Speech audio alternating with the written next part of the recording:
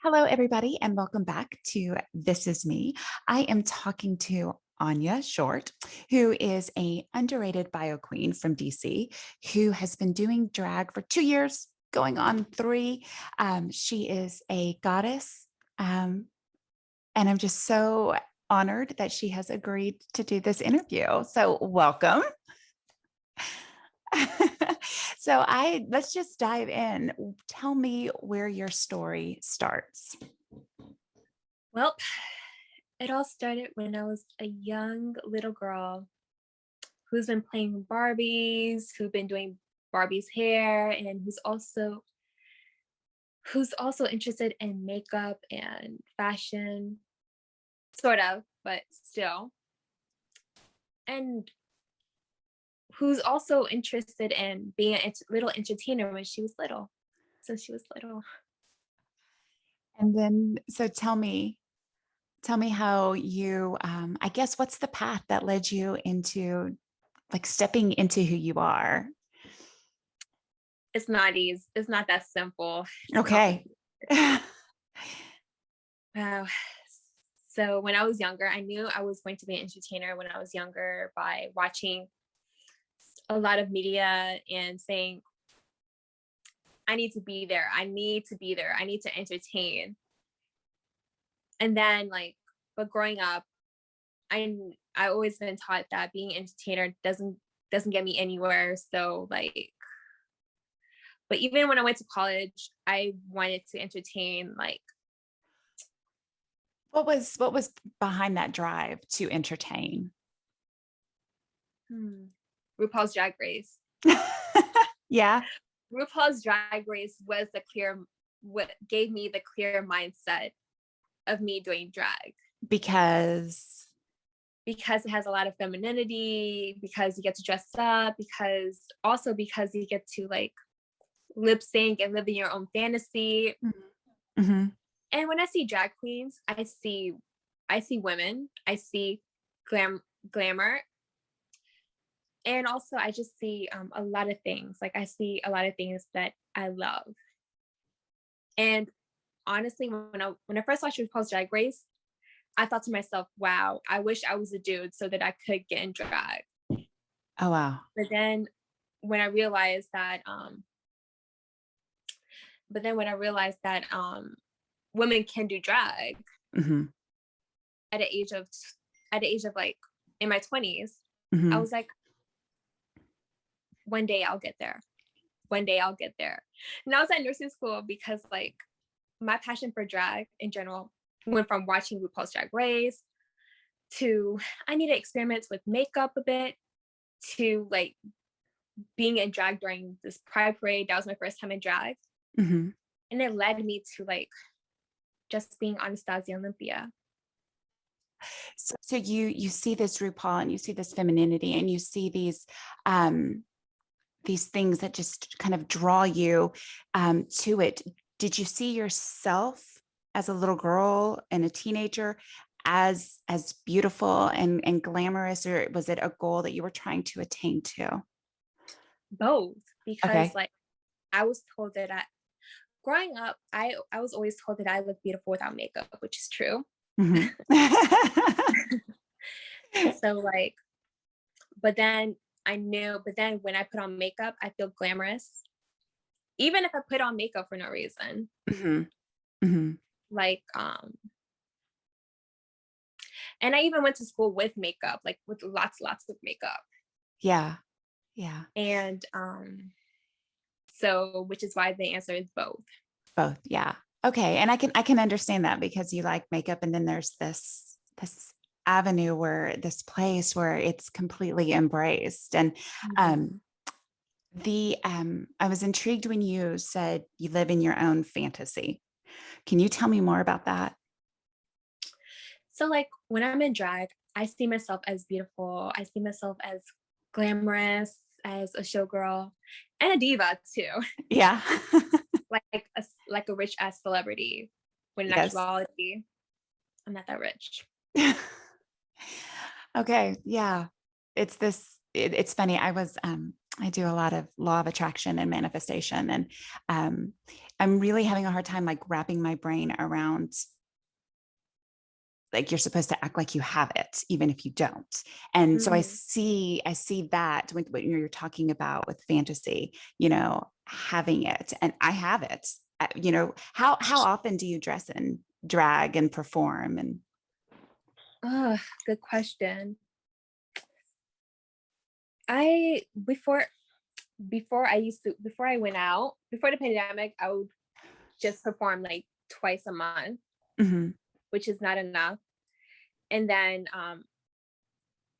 I was trying my best to increase it to like 3 times a month to 4 times a month Yeah. before the pandemic. And fuck this pandemic, actually. Right. Yeah. It messed me up. Yeah. So, but during this pandemic, I would get in drag for like once a week or once every 2 weeks Mhm. or even like twice a week. Like just for yourself, just Not to only for myself, but okay. opportunities like online Okay. bookings and Ah, gigs and stuff. yeah. That's great. Yeah. Okay, so tell me, I want to back up a little bit. So tell me what, like, I guess what made you to finally decide, okay, this is it. This is what I'm doing. Because you had gone to nursing school, your family said entertaining is not the avenue. Like, what was the point where you were like, or what led up to the point where you're like, I'm doing this? It was the summer of 2018. Hmm. I was starting to like do in drag, getting in drag, just like release some stress. Okay. And during the small summer break of nursing school, remind you, I graduated from health sciences and I went to nursing. Then I went straight to nursing school. Hmm. And remind you, I didn't go out that much when I didn't party that much when I was in nursing school and during There's no college. time. Not only that, but also like usually like when I went to parties, freshman year, I didn't have an ID or anything. Mhm. I didn't have an ID or anything, or even my passport. Sophomore through my 5th year, I had a passport, but I allowed myself to have fun sparingly. Mm-hmm. And yeah, I didn't have that. And also, I didn't even watch RuPaul's Drag Race that much as I should, which I regret. Like I watched clips, but Yeah. I didn't watch the full scene. Hmm. You regret And because you just enjoyed that. There's so much more that you could have experienced yes, watching that. I regret a lot. Yeah. And so it's that summer, and you're like, I'm going to do this. Yes, that actually during my nursing school, I was watching Drag Race. I feel like the more I watch Drag Race, the more I want to get in drag. Hmm. And I feel like I was so addicted to Drag Race. I even watched it during my study break. And then, like, around May during my clinicals, I would talk about getting in drag a lot nonstop. And I You was would like, talk about that? yeah, I was like, yes. And I told myself, I'm going to get in drag. I'm going to get in drag. I'm going to get in drag. I'm going to get in drag. And then after the Pride Parade, I was like, I'm glad I got in drag. I need to do more. Okay. So then tell me, okay, I have so many questions. When you would talk about it, what was the reaction of people around you? Because you had said earlier that you didn't realize women could dress in drag. And so I'm curious if other people had that same feeling, or if it was just your thoughts were welcomed and embraced, if you kind of had to, if you got pushback. So luckily for my co-partners for clinicals, Hmm. they were so accepting and my clinical instructor was accepting as well. Hmm. It was so accepting. Like they wanted to learn more about Hmm. me. And that was around that time that I knew for sure that women can do drag. Yeah. And but when it comes to telling my sister, uh, my older sister was the first person I tell, and I told her about it. She was like, so my sister was like, girl, girl, girl, drag queens are women drag queens are men dressed up as women. Drag kings are women dressed up as men. And I was like, hello, women can dress up as other women and men can dress up as other men. Non-binary people can dress up as women, and non-binary can dress up as men, and so on Yes. and so on and so on. Yes. We're all stuck in these little boxes. Yes. Yes. And also, and oof, my younger brother found out Oh, he found out. You didn't tell about him. He me. found out. Yeah, through Instagram. I Oh, oof, it was ugly. yeah. Let's just say that it was really ugly. And with my younger sister and my younger brother, I told them, they Mhm. knew. They had Not they already. didn't know, but they accepted it. Okay. Like, Okay. and over time, my older sister too, my older sister and my younger brother, over time, they accepted it. Okay. And now my sister supports me. And how does that feel? I mean, I felt validated. oh, we all need that too. Bless you. We all need that. Yeah. Good. Good. Yeah. Okay. So then set the scene. Where were you the first time you dressed in drag? Good question. Capitol Pride of 2018, obviously. Okay. Okay. Can I you tell me more? remember, okay, yeah. I remember going to DC. I was dressed up in a dress in netted drag with this long as braided extensions up to my ass. Uh-huh. That's and then it was black because black is my natural hair color. Hmm. So I went to Blue Mercury that time. I remember putting on pink makeup, pink lips, pink eyeshadow, pink highlighter, and blush. Yeah. Excuse me. And then you And then just, yeah, and then I remember putting on mascara and stuff. And I also remember putting I also had like this pink panties, mhm. which I'll never wear again, as well as the sports bra, which is a boot for me. Uh-huh. But those heels are the only shoes. As long as, like, I remember feeling sickening that day. You were feeling what? I remember feeling beautiful that day. Beautiful. Oh, yeah. Sorry, No, drag that's language. fine. No, that's great. Okay, so tell me that word that you just used. Sickening means you look fierce, you look awesome, you look stunning, you look beautiful, you look gorgeous, you're feeling yourself. And is that the first time you felt yourself? Yes, yes. It is. Not Okay. not the first time that I felt myself, Okay. but that was the first time in drag that I felt this glamorous. Hmm. I'm pretty sure I felt glamorous before, but being in drag, I was like, yes, I love it. Yeah. But I was so ashamed because like I was in nursing school and I told my mom that I didn't want my mom to see me in drag because like she was conservative. Hmm. And I was in panties and sports bra. So like on my way home, I changed into a dress, changed Hmm. back into a dress, studied some for a quiz in nursing school, and I took out my makeup. Yeah. That's there's so many layers there. Like you're like, I'm glamorous. This feels right. And then having to cover that up before you go home.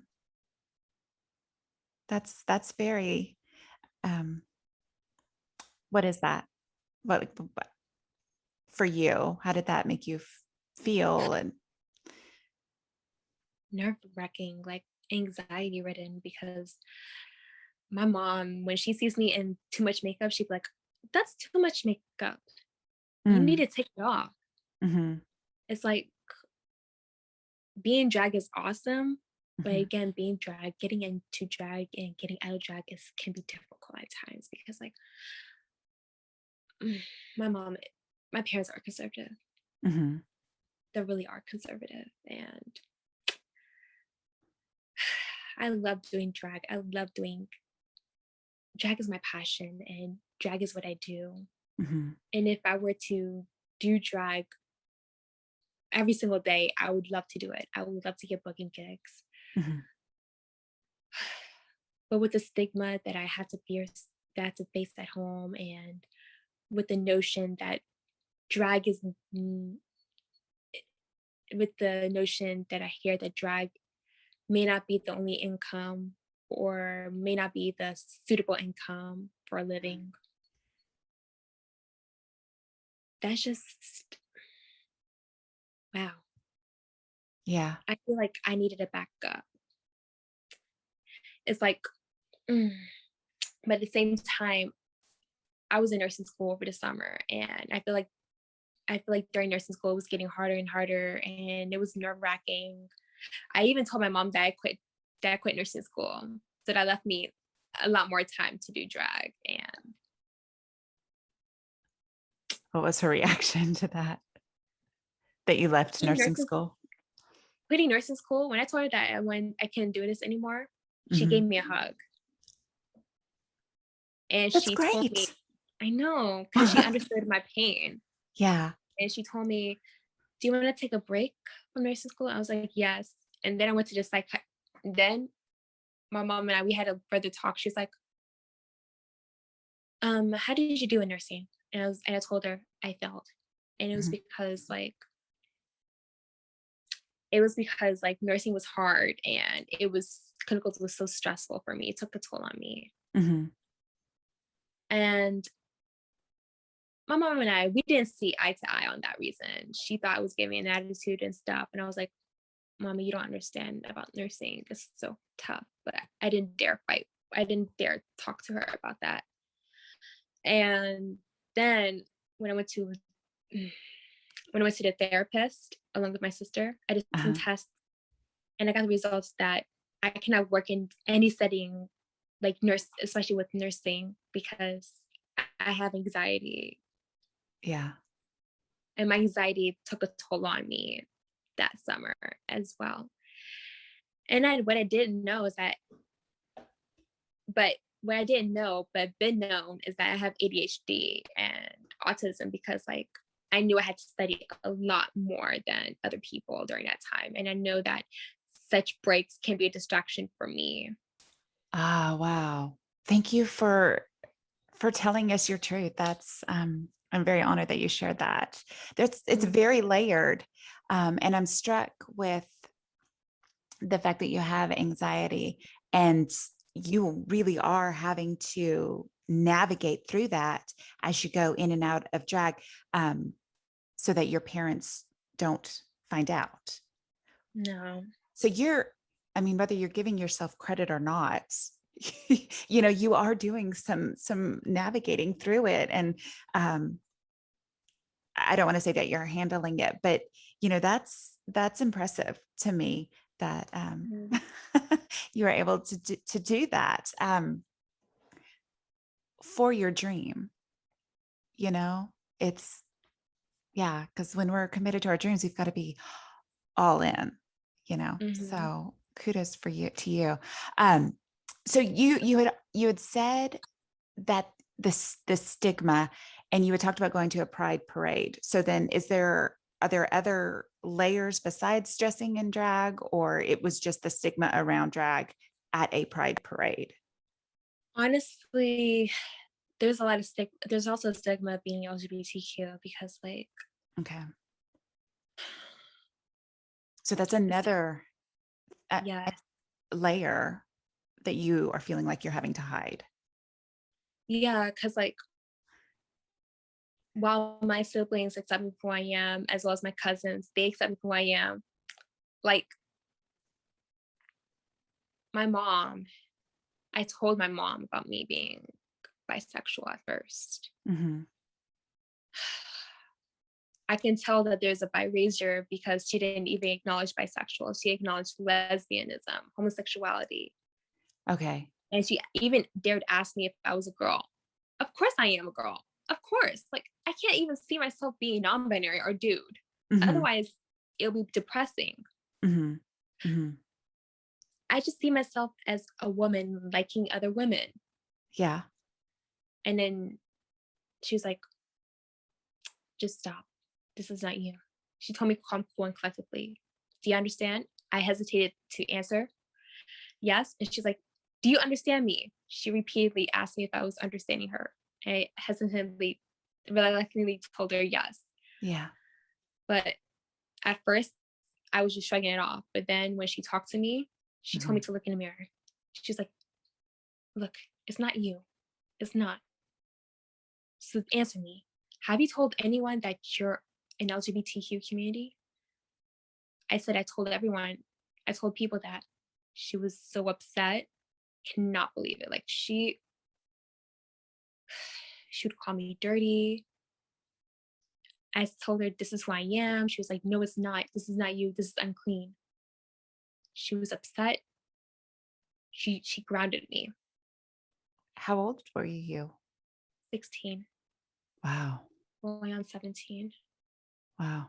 She grounded you because you love women. Yes. I'm sorry. I'm sorry. It's okay. I It's just feel, not okay. I mean, yeah, like, it's not okay. Like, Yeah. what's worse, sorry, No, please. what's worse is that I had to go to school. I had to pretend to be homophobic, which is sad You had to because pretend to be homophobic. Tell me about that. I had to stay away from the Okay. LGBTQ community because, like, the ones that are right, which is sad. And I And even very called, traumatic. That's a yes, traumatic thing to act like you're scared of who you are, who your spirit is. yes. I Yeah. even apologized to Oh, those bless. people. I even apologized to those people during homecoming. Like, I realized that I can't hate on people for who they are, but I Yeah. still had to hide myself because for the sake of being around my mom. Mhm. And she even asked me, are those people LGBTQ? And I was like, no. So I had to hide myself. Like, the more I hid myself, the more I couldn't take it any longer. And the more I see other people being involved with the LGBTQ community, the more I shed those layers that my mom put on me. Yeah. So I even confused my sexuality because I knew for sure that I wasn't straight. I had to lie that I was straight. Like, Yeah. I didn't even had that much feelings for dudes unless they're feminine. I have feelings for women, even if they're straight, Mm-hmm. but I didn't act on them. Mm-hmm. In Wow. fact, I had to hide myself. And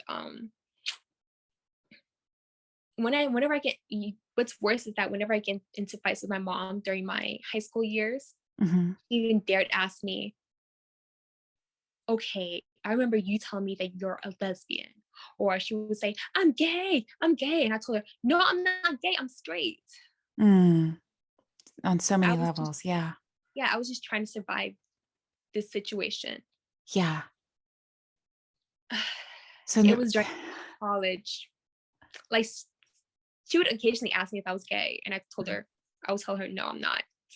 mhm. And there's this one point where she watches have the haves and have nots. Uh-huh. There are gay couple in there. There's a gay dude. She would tell me, I cannot stand this couple, right? Mm. I was silent. Right?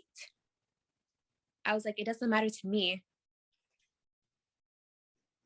Because, like, what she meant is I don't care for them. But what I Right. actually mean is I loved it. And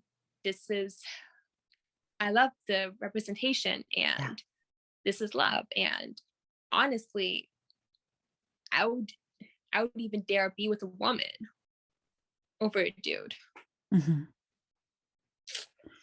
But So remind go ahead. and then sorry, this is long. No, it's fine. It's fine. During freshman year of college, after I broke up with this first dude I went on a date with, Mm-hmm.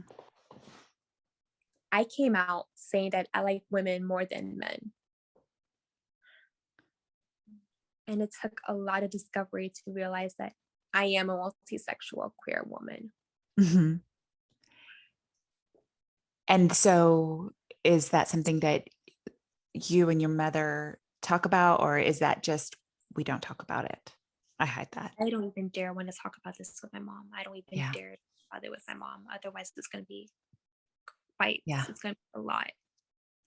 So, can I ask you, when you are in drag, is it like every bit of your being is accepted in that Yeah, moment? Yeah. Yeah. Yeah. I can see on your face. it Just even lights boosts my up. confidence. It Yeah. like there were some moments where performed I performed being nervous, Mhm. but when I'm Anya, I feel glamorous. I feel beautiful.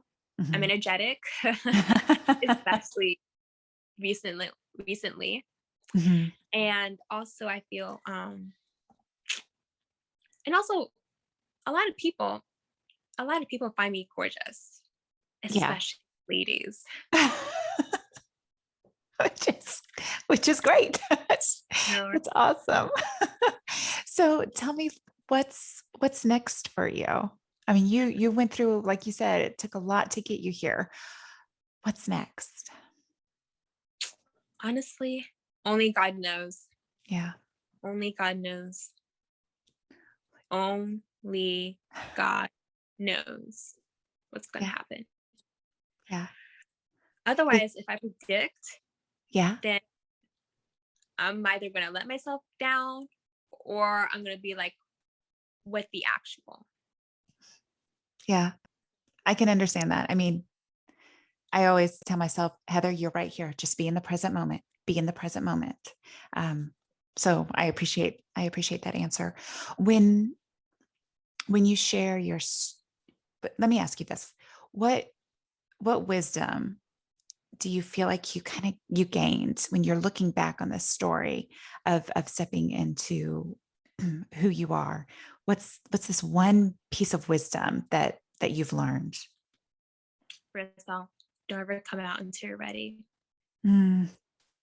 Secondly, at the end of the day, be yourself. Don't give a shit about what everyone says. Don't give a shit about what everyone says. Otherwise, And you'll regret. how do you do that? Because I am 45 and I am still scared of disappointing people. Like, so Like, tell me. just let it go. Like, just think about what you want to do. Think Mhm. about what you want to do, what you want to pursue. What is your true desires? Mhm. Don't think about what others want. Don't think about what others view you as. Yeah. Okay. Okay. And when people hear your journey so far, what do you hope that they take away from it? Um, that's a good question.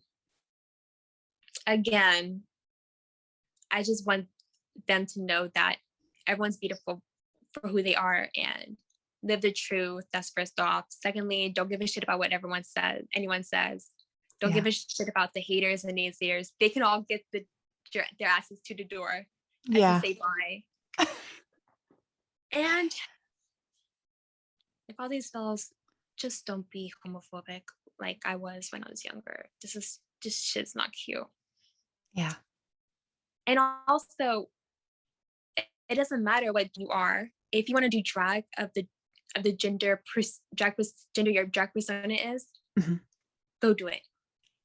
And whatever drag aesthetic you're aiming for, do it. Because at the end of the day, all drag is valid. Your drag is valid, Mm. and don't let anyone tell you otherwise. Wow. Thank you so much that you're very vulnerable, and that's it's so admirable and inspirational. And I mean, there's so many layers, and yet your persistence on I'm going to do what is right for me is something that I hope people who hear this take away. I mean, because even when you are faced with, the biggest force of opposition that a child can have, you know, you went into survival mode, which is something that we have to do, right? You go into survival mode and you do and you say what needs to happen. Um, and then you grew past it, and you're growing into your own. And I love that. So thank you. Probably not. I'm still in a survival mode because like I haven't Mm, found a job yet. I haven't found a job outside of drag yet. I haven't made enough money to like have my own place. So like in order to get my own place, I have to make enough money. sure. And also I just cannot be too dependent on other people. Yeah. It's just Yeah. like being too dependent is just it's something. It's like it can take a toll on other people. Like Yeah. I understand that. So you're still at home mm-hmm. with all these layers.